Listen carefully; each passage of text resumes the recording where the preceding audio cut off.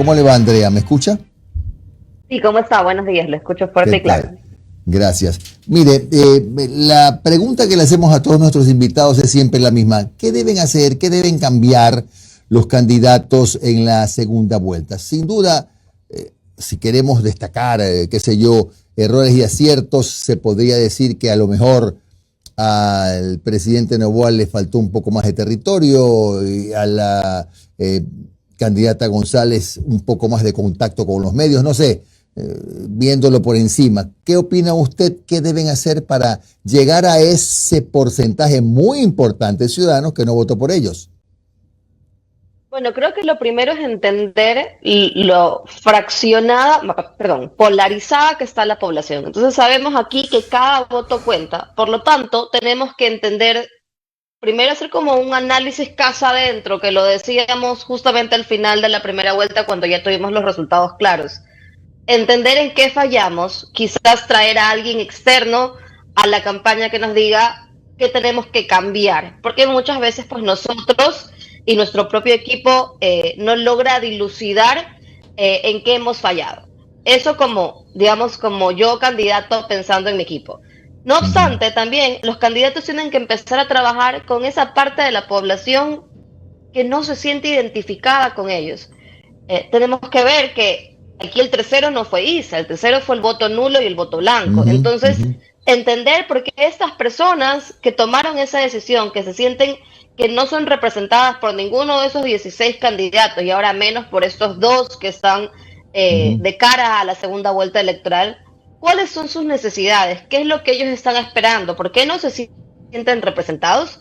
Y buscar ahí esos votos. Porque el resto, bueno, sabemos que la población indígena, que podríamos relacionarla con el voto de Isa, que yo no estoy tan de acuerdo por ahí, porque vemos que ese voto indígena también está bastante fragmentado, tiene sus formas de tomar una decisión. Ya eh, la Confenaye dijo que iba a apoyar al presidente Noboa, pero que le iban a presentar una propuesta. La Camich le dio libertad a su Ujú. población y los invitó a tener un voto consciente. Y mañana vamos a tener, pues, eh, la respuesta de la CONAIE, porque mañana van a tener su sesión ampliada para decidir a quién van a apoyar. Entonces, por un lado, a los indecisos, a esa gente que no se siente representada, entender por qué el territorio es importante, lo hemos visto el presidente Noboa ya más en territorio, y eso es bueno porque al ecuatoriano le gusta tocar, le gusta sentirse escuchado, cercano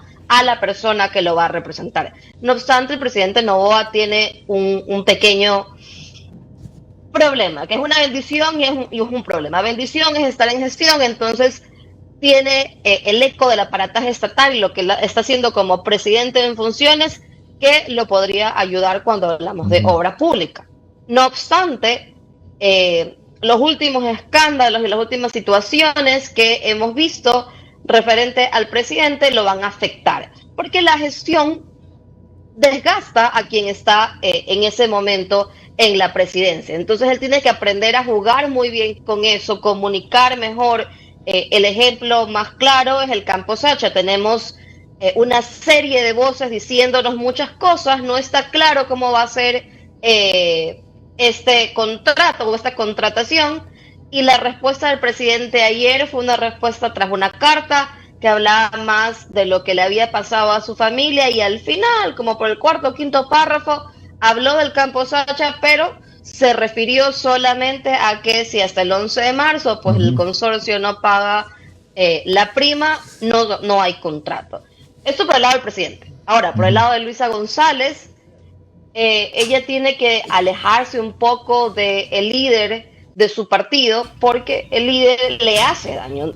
Hay mucha gente que no está de acuerdo con Rafael Correa, pero sí está dispuesta o por lo menos a coquetear con la idea de Luisa González. Entonces es ahí donde ella, y sobre todo también este porcentaje de la población que no se ve representado por el correísmo, pero tampoco quiere a un Daniel Noboa porque ve ciertos tintes, eh, por un lado autoritarios o ciertas cosas que no le parecen, y por lo tanto, en cuanto a derechos, por ejemplo, Por lo tanto, empieza a coquetear con Luisa González y es a esa parte de la población que ella es la que le tiene que atinar junto con los nulos y blancos. Entonces, Andrea, sigue habiendo esa polarización, guardando las distancias con lo que pasó en la primera vuelta, de correísmo versus anticorreísmo, ¿o hay algún elemento nuevo que no hemos detectado todavía? A ver, esta polarización correísmo-anticorreísmo sigue viva, por eso es que tuvimos los resultados de la primera vuelta, pero sí hay un nuevo elemento, que es justamente que ha nacido también el antinovoísmo. Hay gran parte de la ciudadanía que no se considera correísta, pero no está a favor de Daniel Noboa. Por lo tanto, ese antinovoísmo lo hace pensar o en un nulo o en apoyar a la candidata del correísmo. Y como te decía, creo que esta es una de las elecciones en las que esta parte de la ciudadanía no se siente representada, en la que más falta de representación encuentra justamente por esta polarización en la que vivimos. Y es a eso a lo que estos candidatos tienen que apuntar, a eliminar esas dudas, a encontrar ese por qué no me siento representada como ciudadano y convencerlo de que soy la mejor opción para el siguiente periodo presidencial. Claro, tampoco es la salida del voto nulo desde mi personal y modesto punto de vista, porque quien vota nulo ya en una segunda vuelta es un poco se distancia de los problemas del país y hasta de la opción de reclamarle al mandatario, bueno, ¿por qué no hiciste esto? Yo necesitaba lo de acá, mi comunidad necesita esto, pero si votaste nulo. Es decir, es un poco separarse, ¿no? Huirle a la realidad de la política nacional. Yo no te diría que es huirle a la realidad de la política nacional, es crear una posición y dejar algo claro. En elecciones anteriores, sobre todo en la última elección, vimos como el nulo tuvo un número representativo. Y es porque es esta ciudadanía que les está diciendo, quienes nos gobiernan, que le está diciendo a la clase política, hey, estás haciendo las cosas mal y por lo tanto no te estoy apoyando. Y está mostrándole que quizás hay otra vía que no estamos tomando en cuenta. Entonces, para mí no es alejarnos, porque igual estas personas que votaron nulo porque no se sienten representados y son coherentes con sus valores y principios, tienen todo el derecho como ciudadanos de cogobernar y estar expectantes al accionar de quien llegue a la presidencia y el accionar de las autoridades y decirle por dónde está yendo y si está haciéndolo bien o está haciéndolo mal. Estimada Andrea, muy buenos días. Camila Piedrahita te saluda. Yo quisiera saber desde tu punto de vista cuál será el peso de este debate presidencial, este segundo debate presidencial entre el presidente Daniel Noboa y la candidata Luisa González. Tal vez para poder cambiar un poco la percepción de aquellos que no se identifican con ninguna de las dos posturas y no terminar votando por nulo o blanco, pues, ¿no? Bueno, yo creo que este debate va a ser interesante. Primero porque vamos a lograr escuchar este 1 a 1 entre Daniel Noboa y Luisa González, que no lo pudimos hacer en el primer debate por la cantidad pues de candidatos que teníamos en ese momento. Y va a ayudar, dependiendo también de cómo lo hagan, de la preparación que cada uno de ellos tenga y se concentren en propuestas y no en ataques personales, que eso tiende a pasar entre los candidatos en el debate de segunda vuelta electoral. Va a ayudar como a eliminar ciertas dudas para los que están coqueteando con una de las dos propuestas. No obstante, al ser la apertura de la campaña de la segunda vuelta electoral, puede quedarse como en el olvido al momento de votar. En el 2023, por ejemplo, vimos que el debate estuvo al final y eso nos ayudó a tomar una decisión, que en este caso fue Daniel Noboa.